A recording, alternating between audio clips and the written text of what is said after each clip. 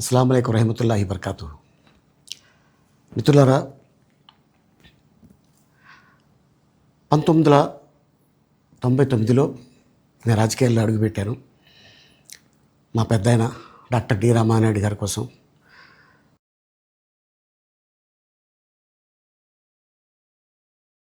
ఎందుకంటే నేను child artist తర్వాత నేను మళ్ళీ ఒక వయసు వచ్చిన తర్వాత నాకు అద్భుతమైన అవకాశం ఇచ్చి ప్రేమ ఖైదీ అనే సినిమాతోటి మళ్ళీ నా కెరీర్ స్టార్ట్ అయింది చైల్డ్ ఆర్టిస్ట్ తర్వాత. అలాగే వారు బాపట్ల నుంచి ఇలాగ నేను ఎంపీగా నుంచుంటున్నాను రా, నువ్వు రావాలి, నా క్యాన్వాస్ చేయాలి అనగానే తప్పకుండా గురుగారు, ఎందుకంటే మీ సినిమా తర్వాత నేను మళ్ళీ ఒక ఆర్టిస్ట్గా నేను ఎదిగాను, సో డెఫినెట్గా నేను వస్తాను అని చెప్పి వెళ్ళటం జరిగింది. అప్పుడు టీడీపీ హయాంలో దాదాపు ఒకే పార్టీలో 20 సంవత్సరాలు నేను ఉన్నాను. తర్వాత మళ్ళీ ఇటు రావడం జరిగింది. నాకు అన్నం పెట్టింది ఫస్ట్ నా తెలుగు ఇండస్ట్రీ, నా తెలుగు ప్రజలు, ప్రేక్షక దేవుళ్ళు, నా నిర్మాతలు, నా డైరెక్టర్సు, నా హీరోలు. ఈ రోజున ఈ రేంజ్లో నేను వెదిగాను. 45 సంవత్సరాలు ఇండస్ట్రీలో ఉన్నాను. దాదాపు 1200 సినిమాలు పైచిలుకు యాక్ట్ చేయడం జరిగింది. 6 భాషల్లో యాక్ట్ చేయడం జరిగింది. ఓకే, నేను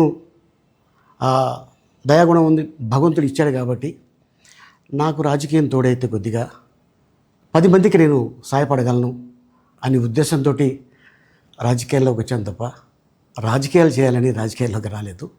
ఇండస్ట్రీ నాకు ఇంత మంచి లైఫ్ ఇచ్చింది, నేనేం చేస్తే బాగుంటుంది అని నలుగురిని చూసి నేను ఒక ట్రస్ట్ పెట్టుకున్నాను మా నాన్నగారి పేరున.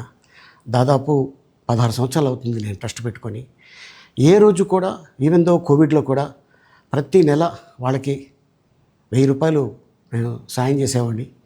కోవిడ్లో కూడా ఆపకుండా అలా కంటిన్యూగా సాయం చేస్తూనే ఉన్నాను. చాలామందిని నా కుటుంబంలో అవ్వచ్చు, బయట వాళ్ళు అవ్వచ్చు, చుట్టాల్లో అవ్వచ్చు, చాలామందికి చదివించాను నేను.